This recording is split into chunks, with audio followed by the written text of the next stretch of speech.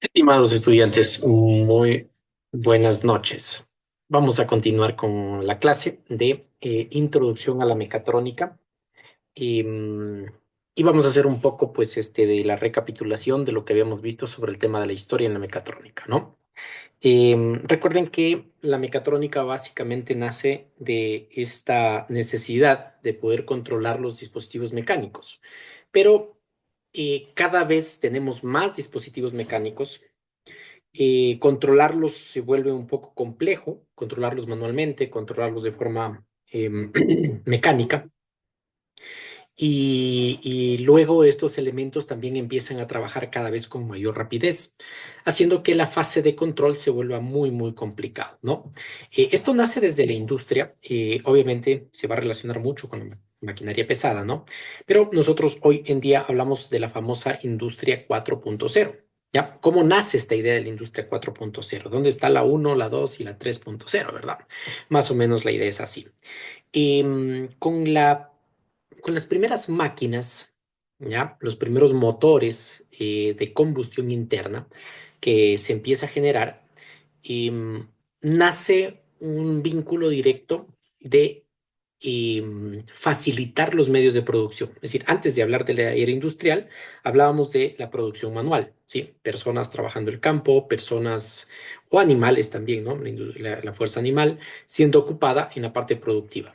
Con el aparecimiento de las máquinas, estas máquinas empiezan a mejorar la efectividad de la producción industrial.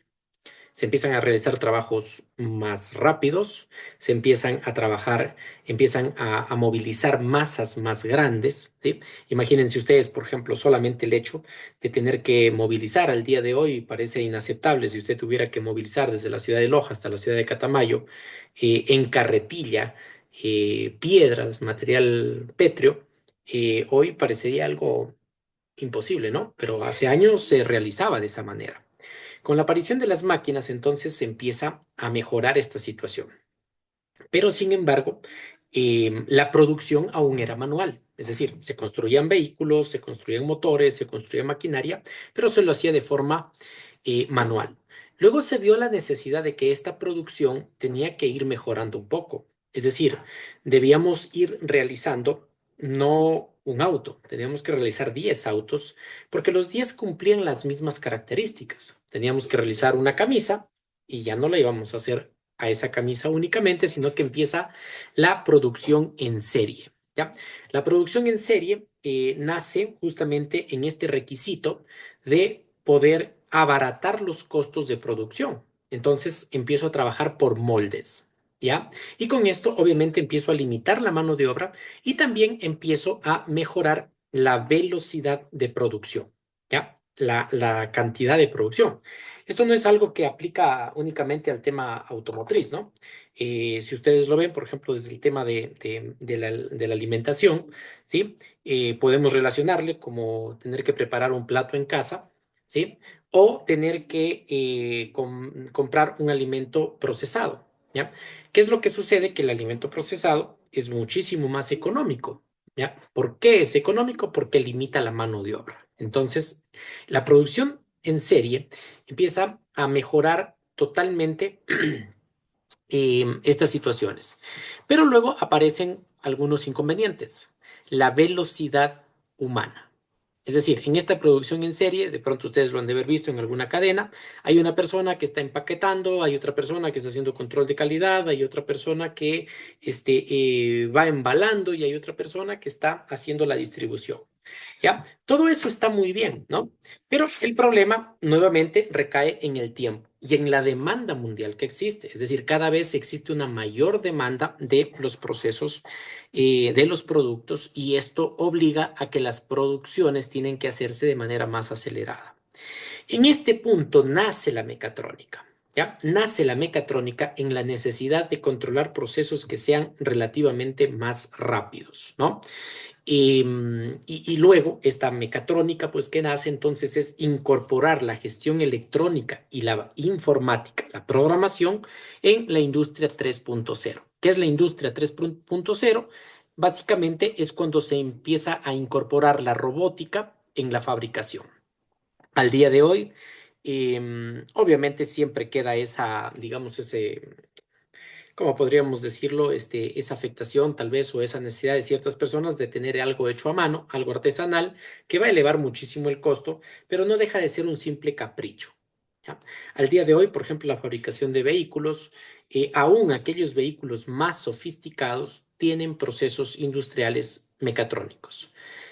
Algo por lo menos, ¿ya? Probablemente habrá un gran desarrollo que tal vez lo sigan haciendo de manera artesanal con la finalidad de darle cierta exclusividad al producto.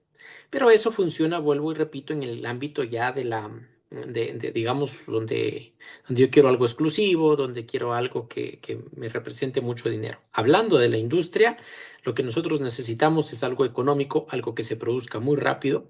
Y esto ya está en Ecuador. Por ejemplo, en Ecuador tenemos ensambladoras de vehículos, ¿sí?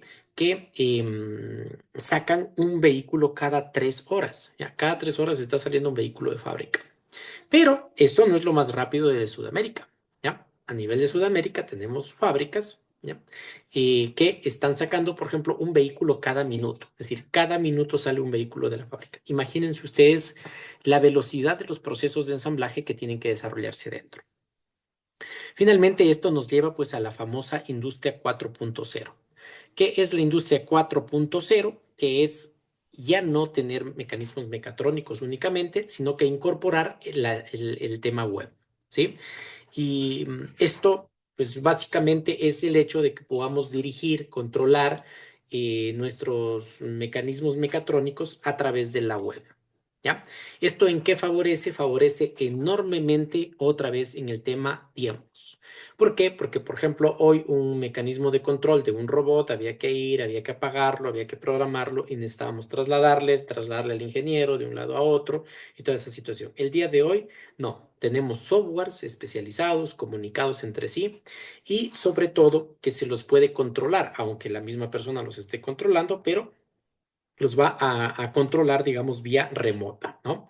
Adicional a eso, hoy en día estamos incorporando ya los procesos de inteligencia artificial que están influyendo muy, muy duro en el tema de la industria, ¿no? Probablemente todavía está en desarrollo, no lo hemos de ver ampliamente desarrollado, pero ya estamos hablando pues de androides, de elementos que tienen la capacidad de proponer soluciones, digamos que ya en base a informaciones que a veces no están claras. Eso es lo que hace la inteligencia artificial. ¿Sí? Hoy nosotros nos vamos a quedar todavía en esta asignatura, en aquel proceso en que el auto tiene preestablecidas las funciones y en función de esas funciones preestablecidas tomar X decisión.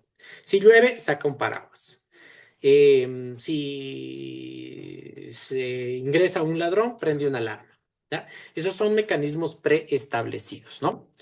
¿Y qué es lo que hace la inteligencia artificial? Tomar decisiones. Es decir, ¿qué pasa si el ladrón que se mete no cumple con los parámetros que yo había programado? Entonces decide, ¿sí? Esa es un poco la influencia que nosotros podemos apreciar en estos procesos, ¿no?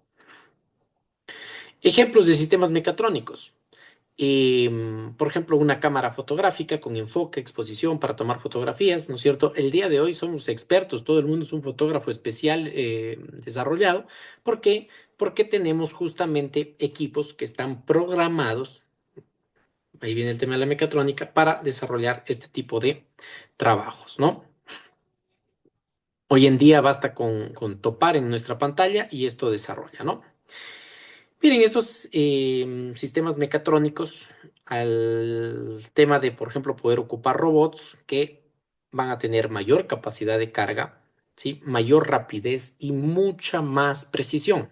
Son dispositivos que tienen una precisión impresionante justamente porque están controlados electrónicamente.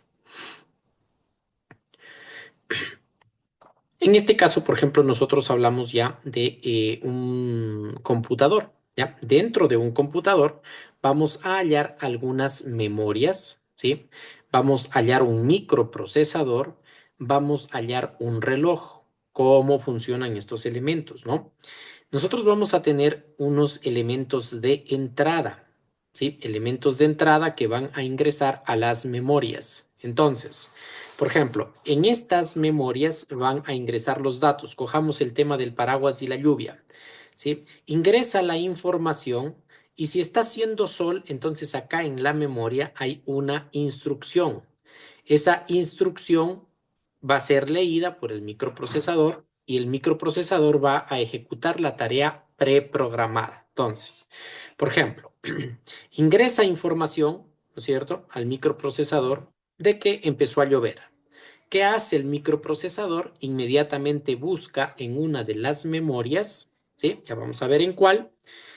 Busca en una de las memorias qué tiene que hacer para esa condición, regresa esa información al microprocesador y se ejecuta. Entonces, tenemos memorias RAM, memorias ROM o EPROM, que van a diferir en algún término, pero principalmente tenemos memorias fijas, memorias que están grabadas y memorias volátiles.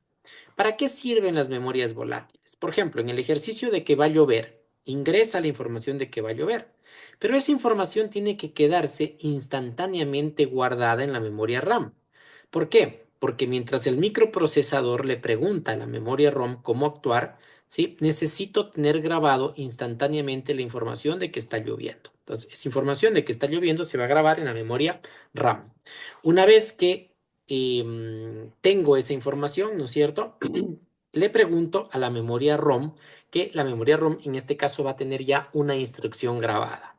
La instrucción grabada dice, si llueve, abra el paraguas. Entonces la memoria ROM le va a arrojar un dato al microprocesador, donde el microprocesador va a, en función de su propia memoria. Ojo que todos estos dispositivos están dentro del microprocesador, ¿no? Son parte del microprocesador.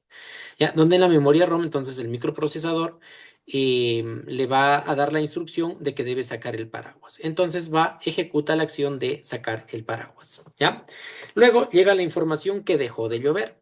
Nuevamente, la información que dejó de llover llega a través de la memoria RAM. En función de eso, le preguntamos nuevamente a la memoria ROM que está preestablecido y en la memoria ROM hay una instrucción que dice si deja de llover, cierra o guarda el paraguas. Entonces el microprocesador ejecuta esa tarea, ¿no? Una vez que yo apago el instrumento, toda la información de la RAM es borrada. ¿Por qué? Porque es una información que sirvió única e instantáneamente para tomar la decisión. Es decir, fue un dato de entrada, pero se va a borrar. ¿Qué es lo que no se va a borrar? Lo que está en la memoria ROM, porque en la memoria ROM van a quedar grabadas las instrucciones. Si llueve, saca el paraguas, si deja de llover, guarda el paraguas, ¿no? Eso es un poco entonces la estructura que nosotros podemos hallar dentro de un sistema integrado, ¿no? Estos circuitos integrados básicamente están relacionados con los microprocesadores. Ahora, para comprender un poco esto de mejor manera, ¿sí? Hoy todavía estamos, recuerden que esta unidad es introducción a la mecatrónica y también hace énfasis un poco en que estamos viendo los conceptos fundamentales, ¿sí? Para entender todo esto tendríamos que entender ya un poco de cómo funciona la corriente eléctrica para tener esa idea. Entonces, esto todavía viene siendo una clase introductoria, ¿no? Miren, por ejemplo, dentro de estos sistemas integrados tenemos algunas compuertas, ¿ya? Tenemos una compuerta OR, ¿ya? Que es una suma. Entonces, miren, ¿cómo funciona esta compuerta para que le tengan una idea? Este se llama una tabla de verdad. En la tabla de verdad, lo que vamos a ejecutar es el resultado de los datos de ingreso. Entonces, por ejemplo, digamos acá que el tema del paraguas, ¿sí? En el tema del paraguas tengo dos condiciones para sacar el paraguas. A es que llueva y B es que haga sol. Es decir, cuando hay sol, igual voy a sacar el paraguas y cuando llueve, igual voy a sacar el paraguas. ¿Cómo se da esta condición? Mire, en el primer caso, si no llueve, si no hace sol, no hay paraguas. ¿Ya? En el segundo caso no llueve, pero hace sol. Igual sí sacamos el paraguas. En el tercer caso llueve, no hay sol, sí sacamos el paraguas. Y en el tercer caso está lloviendo y también está haciendo sol al mismo tiempo. obviamente sacamos el paraguas. ¿Sí ve? Esta es una compuerta, entonces, mire, este es un circuito integrado que tiene una base preestablecida. Eso es lo que hace, digamos, un poco la gestión electrónica de la mecatrónica básica, ¿no? Por eso es que hemos conversado en la clase anterior que en la medida en la que la mecatrónica ha ido avanzando, ha incorporado ya no solamente temas electrónicos, mecánicos y programación, sino que ya ha incorporado algunos elementos como por ejemplo la telemática o algunos elementos adicionales, ¿no? Acá tenemos una compuerta AND, ¿ya? ¿Qué es la compuerta AND? En cambio, es una compuerta multiplicadora, se dice.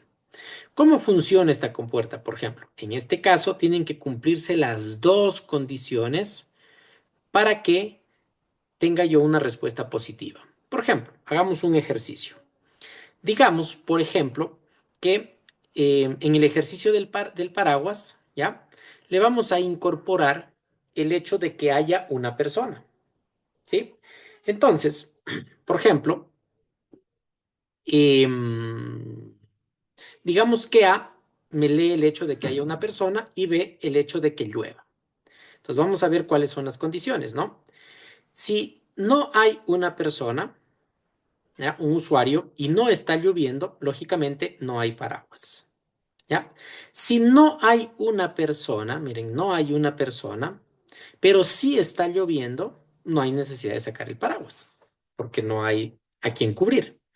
¿Sí? En el tercer caso, miren, hay una persona, ¿sí? Tenemos una persona, pero no está lloviendo, entonces tampoco sacamos el paraguas.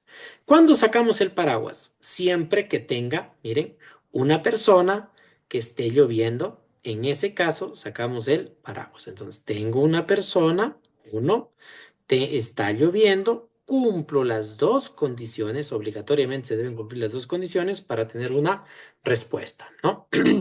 Entonces, estas son las condiciones que se cumplen dentro de un microprocesador, ¿sí? Si usted se fija, básicamente esto es lo que hace la gestión electrónica, ¿no? Y básicamente, por ejemplo, acá tenemos ya unos ejercicios, digamos, que podrían aplicarse, ¿ya? Que es, por ejemplo, en el uso de una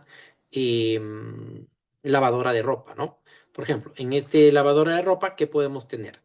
Podemos tener un sistema mecánico, porque obviamente va a tener su máquina girando, la entrada de agua, la bomba, todos estos procesos, ¿no es cierto? El motor mismo que va a generar movimiento para este elemento, todos esos elementos van a ser un sistema mecánico. La puerta mismo es un mecanismo, ¿no? De hecho, por ejemplo, una definición rápida y básica de mecanismo es una estructura en movimiento, mecanismo, movimiento, ¿ya? El mecanismo se refiere a varias partes, ¿sí? Varias partes unidas, ¿ya? Y que su trabajo es movimiento. Por ejemplo, la puerta, en este caso, es un mecanismo. ¿Por qué? Son varias partes y su trabajo es en movimiento, ¿ya? Como tal, la contextura de la lavadora no es un mecanismo, es una estructura. ¿Cuál es la diferencia entre estructura y mecanismo? El movimiento. Por ejemplo, en este caso, esta estructura está compuesta por partes, por supuesto, pero su función no se da en movimiento. Es decir, yo puedo mover la lavadora, pero ese no es su función, ese no es su trabajo. En cambio, la puerta, el mecanismo, ¿ya? ¿Por qué no es una estructura? Porque su trabajo es el movimiento, abrir y cerrar la puerta, ¿no? Bueno, tenemos los sistemas de control, ¿no? Tenemos los sistemas de control, que son básicamente las botoneras, los programas que nosotros seleccionamos. Pero también tenemos un sistema electrónico computarizado, que es las decisiones que va a tomar nuestro electrodoméstico. Por ejemplo, em, el nivel de agua va a depender del peso de la cantidad de ropa que yo ingrese. Pues ya tengo un proceso. ¿Sí? La intensidad del lavado va a depender también de un programa que yo voy a seleccionar, si la ropa está limpia, la ropa está sucia y obviamente también de la cantidad de ropa que ingrese, ¿no? Entonces, miren, ya tengo procesos dependientes, ¿sí? Ahora, ¿dónde entra la inteligencia artificial? Valga el ejercicio. Por ejemplo, ¿qué pasa si yo meto una mascota aquí? Le vamos a meter al perrito adentro, ¿ya? En ese caso, la lavadora no tiene un procedimiento para eso. ¿Ya? ¿Por qué? Porque no está diseñada para que le ingresen la mascota. Pero digamos que un niño travieso ingresó una mascota y la quiere lavar por curiosidad, por lo que sea, ¿no? Entonces, la inteligencia artificial en ese caso es determinar que el elemento que está dentro tiene movimiento. ¿Ya? Y que en función de eso debe tomar una decisión que no está programada, ¿ya? No está establecida porque no sé exactamente qué van a ingresar. Puede ser, incluso puede ser un roedor, puede ser algún animal, digamos, que no necesariamente se metió voluntariamente, alguien que lo metieron a la fuerza, bueno, tanta cosa. Entonces ahí es donde radica el siguiente paso de la mecatrónica, ¿no? Bueno.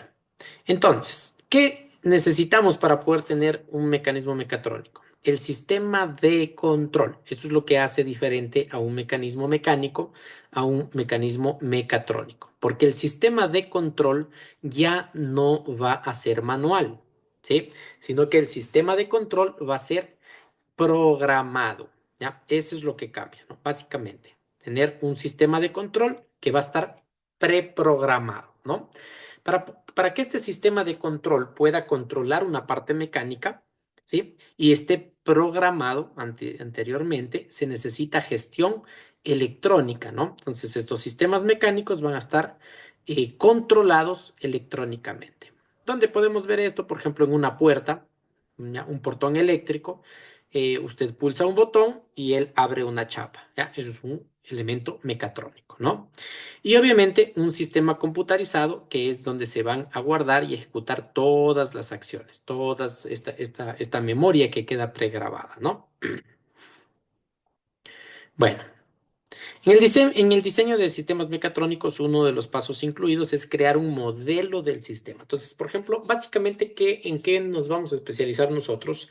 En poder analizar todas las posibles condiciones para que no necesitemos todavía la inteligencia artificial, sino que estén todas las condiciones preestablecidas. ¿Sí? Por ejemplo, en el caso del paraguas está la condición de que si llueve, de que si hace sol. Pero, por ejemplo, ¿qué pasa si cae granizo, por ejemplo? ¿Ya? ¿O qué pasa si en vez de lluvia hay, no sé, caen objetos, alguna situación adicional que de pronto no la hemos pensado? Entonces, ¿qué es lo que nosotros tenemos que hacer? Desarrollar todos estos procesos, digamos, ¿no? De alguna manera que no tengamos sorpresas durante la programación. Para eso vamos a tener algunos modelos, ¿no? Entonces, por ejemplo, ¿cómo nosotros vamos a tratar de analizar esas variables? Vamos a tener variables de entrada, ¿ya? Vamos a ver cómo se van a relacionar y vamos a tener variables de salida, ¿ya? En todo proceso, sea mecánico, electrónico, mecatrónico, vamos a tener entrada, proceso y salida, ¿no? Por ejemplo, en este caso dice entrada, energía eléctrica, tenemos un motor y la salida es que el motor gire, ¿no? En un termómetro tenemos una entrada que es la temperatura, ¿ya? Y la salida que va a ser el número que nos indique cuál es la temperatura, ¿no? Entonces, estos diagramas o procesos son constantes todo el tiempo. Entonces, ¿cómo se puede utilizar un sistema de control? Primero que nada necesitamos variables, ¿ya? ¿Cómo se conjugan estas variables y cómo las vamos a controlar? ¿Sí? Miren, en algunos procesos, ¿no es cierto? ¿Sí? Que es lo que nos permite el diagnóstico, tenemos procesos de retroalimentación, ¿ya? Esto está muy ligado ya un poco al área automotriz. Por ejemplo, dentro del área automotriz nosotros vamos a tener sensores que nos van a dar unas entradas, vamos a tener un proceso y vamos a tener salidas. Por ejemplo, cojamos un ejercicio de un motor. En un motor vamos a tener sensores de entrada. ¿Qué me van a decir estos sensores de entrada? ¿Cuánto aire está ingresando? ¿Cuánto estoy pisando el pedal del acelerador? ¿Qué tan rápido está girando el motor? En función de eso voy a tomar una decisión y esta decisión es, por ejemplo, un pulso de inyección, una cantidad de combustible, ¿ya? Entonces doy una cantidad de combustible. Pero luego ya no me quedo en eso, sino que luego en el sistema de escape pregunto, oye, ¿qué tal estuvo la cantidad de combustible que di? Entonces, el sensor que está en el escape me dice, sí, estuvo muy bien. Estoy haciendo un diagnóstico. Estoy preguntando si el proceso se dio de manera adecuada. Luego resulta que el escape me dice, no, ¿sabes qué? Se pasó un poco, está demasiado combustible. Entonces tengo una retroalimentación, un diagnóstico, ¿y qué va a hacer él? Comparar. ¿Ya? ¿Qué hice mal? ¿Dónde tomé mal la decisión? Ah, si toda la decisión está correcta y está pasando mucho combustible, entonces debe haber un problema. Diagnóstico. ¿Sí? Empieza a preguntar a más sensores. Mira, ¿está el motor de pronto frío? Ah, sí, el motor está frío, listo. Se justifica que el motor estaba frío y por eso entonces no hay problema que salga más combustible. Pero no, el motor estaba caliente. Entonces, si el motor está caliente, si la posición está correcta, debe haber entonces un problema de fuga. Es decir, se me está escapando el combustible, ¿no? Eso es lo que está generando entonces este proceso. Bueno, hay sistemas de lazo abierto y lazo cerrado. ¿Qué significa? Un sistema de lazo abierto es aquel que no tiene retroalimentación. Simplemente doy una señal, si se ejecutó bien, si no se ejecutó, pues bueno, lamento mucho. El sistema de lazo cerrado es aquel proceso, en cambio, en el que se compara con la señal de referencia para conocer en todo momento la evolución de esa decisión que he tomado. ¿Sí? Entonces, cuando hay lazo cerrado, quiere decir que yo he cumplido todo un proceso y vuelvo a preguntar si la información, si el trabajo se hizo de manera correcta. ¿Ya? Un sistema abierto, por ejemplo, es esta clase. ¿Ya? Yo dejo esta clase ahí, ustedes la revisan y la quedamos. ¿Cuándo se cierra este lazo? Este lazo se cierra cuando yo evalúo. ¿Ya? Entonces, el rato que yo hago la evaluación, en ese instante, entonces voy a determinar si en efecto ustedes adquirieron o no los resultados de aprendizaje que yo me había propuesto. Y se convierte ya en un lazo cerrado. ¿Por qué? Porque evalué. ¿No? Listo. ¿Cuáles son los elementos básicos entonces de un sistema cerrado? Sistema de lazo cerrado es que tengo las señales de entrada, los sensores, la unidad de control, ¿ya? Las decisiones que van a estar en el microprocesador que habíamos considerado, ¿ya? Y los resultados, que es lo que vamos a sacar de acuerdo a las decisiones. Entonces, ¿qué hago? Ingresa un dato, está lloviendo, listo, está lloviendo. Entonces dice la memoria que tengo que abrir el paraguas, listo, abro el paraguas, ¿ya? Pero no me quedo allí en ese proceso, sino que pregunto, ¿ya? ¿Está protegida la persona? ¿Sí? Pese a que se abrió el paraguas, ¿está sin mojarse la persona? ¿Ya? Entonces tengo un valor de retroalimentación. Estoy cerrando el lazo. Estoy evaluando si en efecto esa persona está así. ¿Ya? Con el ejercicio de la clase, ¿ya? Tenemos los datos de entrada, tenemos la clase, ¿sí? Y puede que quede allí, pero no. Cuando yo tengo un proceso de evaluación, cierro el ciclo, ¿ya? Ese lazo cerrado que me permite correcciones. ¿Ya? Me permite correcciones. Por ejemplo, en el caso del paraguas, a lo mejor tengo que inclinar el paraguas 15 grados, tengo que bajarlo un poco, alzarlo un poco, no sé, tengo que hacer algo porque no está dando resultado que pese a que llueve, la persona se sigue mojando, ¿no? Entonces, eso es lo que nosotros vamos a realizar. Ahora, para eso, ¿qué tenemos que hacer? Tenemos que tener un elemento con el que podamos comparar, ¿ya? Es decir, cómo está la persona seca, cómo está la persona mojada para poder comparar los resultados, ¿ya? Entonces, en un elemento de lazo cerrado, lo que vamos a tener es un elemento de control, pero vamos a tener un elemento de diagnóstico que nos permita hacer una corrección del proceso, ¿no? Listo, muchachos, les agradezco muchísimo la atención que me hayan podido brindar. Recuerden que esta clase está pregrabada, por lo que si tienen alguna duda, alguna consulta, lo podemos realizar a través de chat del grupo de WhatsApp. Que tengan una excelente noche.